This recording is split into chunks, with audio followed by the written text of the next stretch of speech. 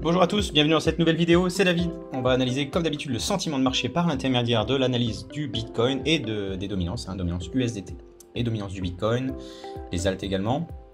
Vous allez voir qu'on est sur des résistances au niveau des dominances USDT et Bitcoin. Donc pourvu que cette résistance tienne encore longtemps et renvoie donc ces dominances vers le bas pour que les alts s'envolent et nous créent une très belle alt season. Voilà, c'est comme ça peut basculer d'un côté ou de l'autre. Ça va mettre du temps, ça met du temps déjà, donc patience. Et le marché va s'orienter soit vers une alt season, soit vers une belle correction. Donc on va voir ça. Donc sur le Bitcoin, une semaine donc qui est donc une semaine de consolidation, on en fait un peu des vagues, vraiment autour des 28 000, j'avais signalé plusieurs fois que les 28 000 étaient importants, on voit bien que là on l'a travaillé, cassé, puis revenu, testé, donc c'est un pullback, un retest donc de cette cassure des 28 000, et donc il faut que ce retest soit positif. À ce moment-là, si ce retest est positif, hop, le marché va vraiment partir fort vers le haut. Par contre, si c'est un fake breakout, et bien à ce moment-là, on ira rechercher plus bas. On peut descendre jusqu'à 20 000, voire 17 500. C'est tellement, les cryptos sont tellement volatiles que ça serait pas trop étonnant si on vient à ne pas maintenir cette zone des 27-28 000. Voilà, ça serait tout à fait logique d'aller rechercher pour consolider, conforter ce support, donc support dynamique, support oblique. Bref. Encore un peu de patience, le marché donc digère ces deux hausses importantes, et puisque c'était quand même des hausses, là on a 50%, et puis je pense que ça doit être à peu près du même acabit, voilà, 56%, donc c'est normal qu'on digère, et pour entamer le prochain mouvement important, donc à suivre. Mais vraiment les 28 000, c'est quelque chose de très important. De toute façon, je reviens dans le passé, mais voilà, ici ça a vraiment marqué le vrai départ, là le vrai bear market, si vous vous souvenez bien, c'était là les supports, et donc on a cassé. Voilà, donc ça pour le Bitcoin, vraiment très intéressant ce qui va se passer durant les prochains jours, prochaines semaines, en espérant que on reparte vers le haut. Et donc on va basculer sur les dominances. Vous allez voir, on est sur une résistance au niveau de la dominance qu'on a déjà testé plusieurs fois, cette fameuse résistance des 7,35, 7,40%, et également donc la résistance dynamique oblique là ici. Donc casser, retester, à nouveau retester. Espérons que donc ces résistances là tiennent et renvoient donc la dominance du Bitcoin comme indiqué sur cette flèche là ici, et on aurait dominance de l'USDT, et à ce moment là on aurait vraiment quelque chose de très important au niveau du sentiment de marché qui changerait vraiment en bull run si on vient à ne pas, si la dominance de l'USDT ne casse pas tout ça là. Là il y a vraiment un gros nœud, c'est très résistant. Il va falloir vraiment quelque chose de significatif, c'est-à-dire une baisse en termes de prix du Bitcoin, vraiment une mauvaise nouvelle pour casser ces trois résistances. Mais maintenant, voilà, on n'a rien décrit.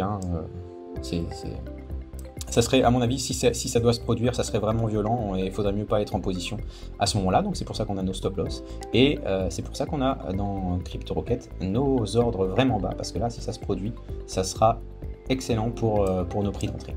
A l'inverse, si on voit que là, cette ligne jaune casse par le bas, à ce moment-là, on aura une très belle alt season et on pourra se positionner, avoir des très bons trades dans CryptoPilot.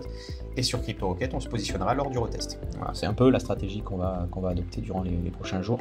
Ça met du temps, donc il faut que ça digère et que ça prenne une décision, ça prenne une orientation. Voilà pour la dominance de l'USDT. Vous allez voir dominance Bitcoin exactement pareil sur sa résistance de long terme, toujours dans son canal. Donc voilà, je reviens quand même là-dessus sur les dominances. C'est pas parce que le prix monte que la dominance va monter, et c'est pas parce que le prix baisse que la dominance va baisser. C'est vraiment plus compliqué que ça.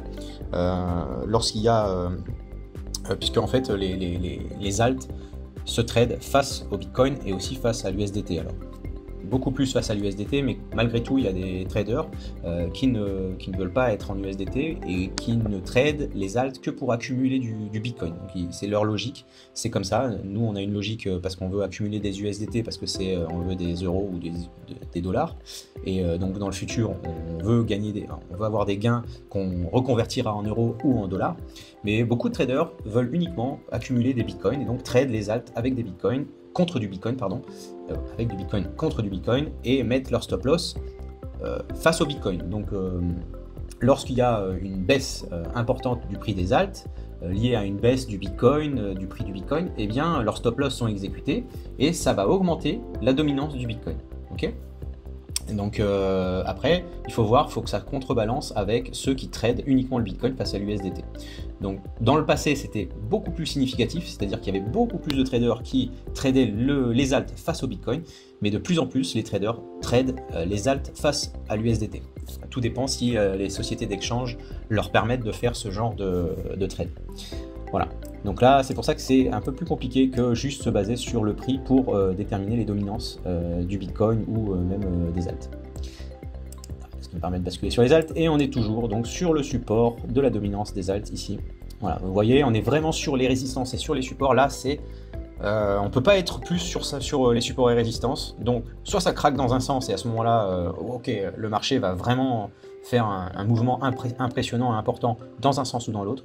Mais je ne vois pas vraiment comment ça peut ne pas se terminer par un mouvement d'amplitude importante. Là, la psychologie des investisseurs, des traders, va être fortement impactée si on vient au niveau de la dominance des alts à casser vers le bas ou les autres dominances. Ça devrait impacter beaucoup de traders qui suivent ça de très près.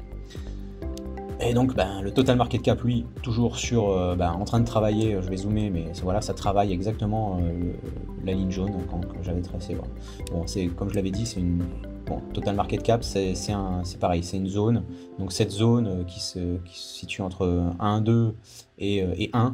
Bon, c'est assez large, hein, mais bon, c'est ça, c'est 1, 2 à 1, quoi. Voilà. C'est une zone assez large, mais c'est pareil, c'est symbolique. Hein, le fait de maintenir le total market cap au-dessus des 1000 milliards, c'est vraiment important. Voilà. Donc, pour aller chercher plus haut, le prochain, c'est 1.5. Donc vous voyez, hein, c'est vrai que ça va vraiment déterminer, ce sera une augmentation de 30%. Et si je rebascule sur le Bitcoin, si on a une augmentation de 30%, on va chercher les 37 000, 38 000. Et ça correspond à aussi une zone, les 38 000. Voilà, ça a été la zone ici qu'on a breaké par le bas.